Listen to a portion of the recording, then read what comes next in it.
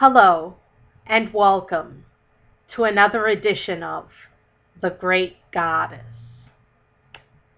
Praise be to Goddess. Praise be to Goddess. Today, I would like to discuss with you a little more about the things that people do that go against Goddess. Today, I'm going to sum it up for you. All of the things that go against Goddess that people do. So here, without further ado, are the things that people do that go against Goddess. They worship multiple gods and goddesses. They worship many goddesses as one goddess, and this is called Henotheism, where they worship many goddesses as one goddess and say all of these many goddesses are really just one goddess. That's called Henotheism. Where they worship multiple gods and goddesses, it's called Polytheism. And while you're certainly entitled to your beliefs, you're entitled to your belief in polytheism or henotheism, it's still, if you realize that there's one goddess, it still goes against her. So remember that everyone has a right to their own religious beliefs. But with this one caveat, there's just one goddess. I personally believe in just one goddess. So I believe that polytheism and henotheism go against the goddess. They practice magic. They invoke goddess's name as a part of a magical ritual. She would rather be prayed to. They also invoke the name of false goddesses as part of a magical ritual. And this goes against Goddess because, as I've said before, my personal experience was that you should not practice magic, and that I was told in no uncertain terms by Goddess's messenger that magic is wrong and that you shouldn't practice it. And I paid the heavy price for practicing magic in the form of schizophrenia, and I had heard voices for years after I practiced magic, but that was the first time I ever heard a voice, was when I started practicing magic. And so I strongly advise you not to practice magic, because there's a heavy price to be paid, if not in this life, then in the next life. Probably in the form of madness, because madness seems to be the punishment for practicing magic. They practice trans-channeling or simply channeling. Now, channeling is very dangerous. And whether the channeling is fake or real, whether somebody's pretending to channel or whether they really are channeling, the result is the same, and it's to deceive people. Because you're not really speaking to an ascended master.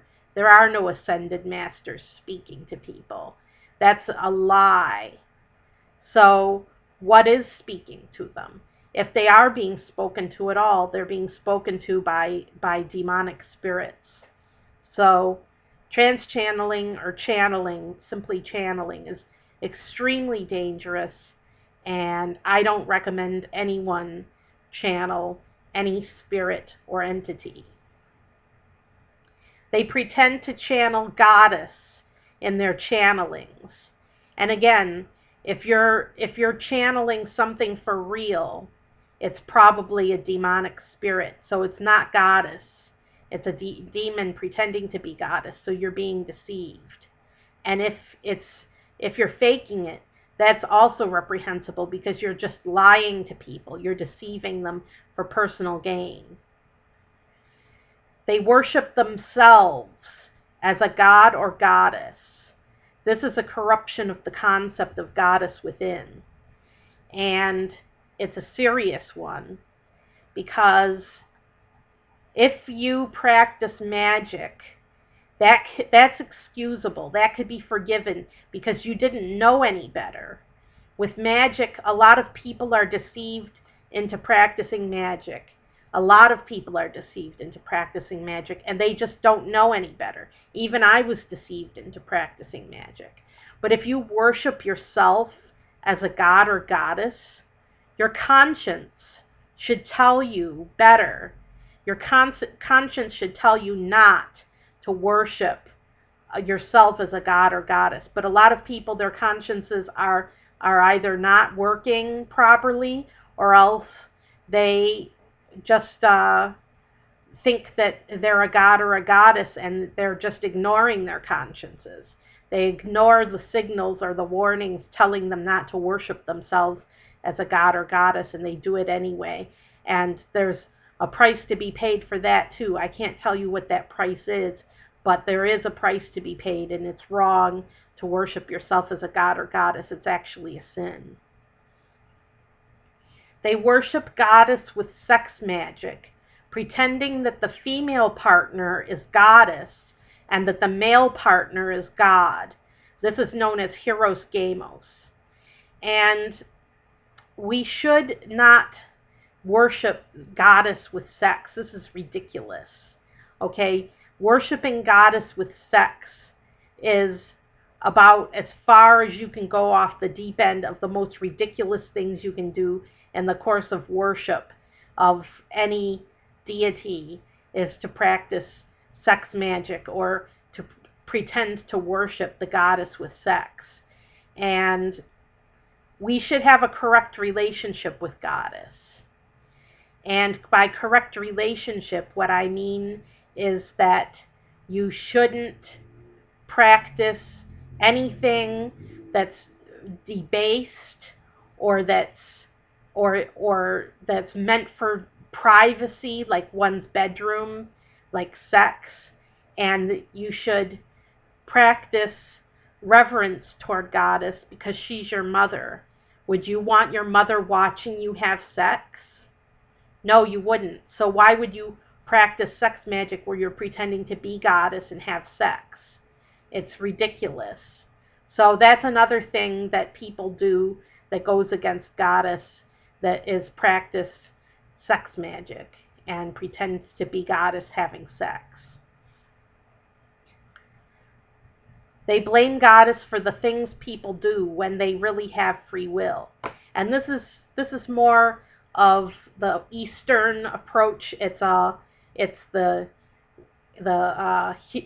Hinduism. In Hinduism, they believe that goddess is in all things, and that goddess is all things and all people. So therefore, she must also be the very worst person you've ever met. And this is wrong. People have free will, and because they have free will, they aren't goddess. So goddess is not responsible for the things that you do because of free will. They see goddess as nothing more than an archetype rather than a real living being. They hold seances. They contact demons or spirits of the dead. And again, people who do this, they're really just right off the deep end. They're the farthest reaches of ridiculousness that you can possibly get. Most people don't do this, but those who do are going against goddess. They worship in front of idols or worship goddess as an idol. And I've explained this before. Goddess should not be worshipped as an idol. She isn't in the idol. You have to understand. The idol is made of matter, and the matter is an emanation from goddess. That doesn't mean that goddess is in the idol or that you can worship the idol as goddess. No. The idol is a work of men's hands, and you shouldn't worship the work of your own hands. So don't worship in front of idols. Religious art is okay as long as you do not worship in front of it. And like I explained before, having religious artwork around is a responsibility, and it requires a certain level of maturity. You don't want to be worshiping in front of religious artwork or praying to a picture of goddess or even a statue of goddess. You want to be mature and responsible and pray in front of a blank wall if you pray to her. And last but not least, people have forgotten Goddess. And this is the one thing that they do that's against her, that everyone can sympathize with. Everyone who worships Goddess knows that people have forgotten about Goddess and they don't worship her anymore and they don't know about her anymore, and they should worship her because she is entitled to your worship. She deserves all of your worship and more. She deserves all the worship you can give her. So let's worship Goddess together, and that's all. Tune in next time for another edition of The Great Goddess.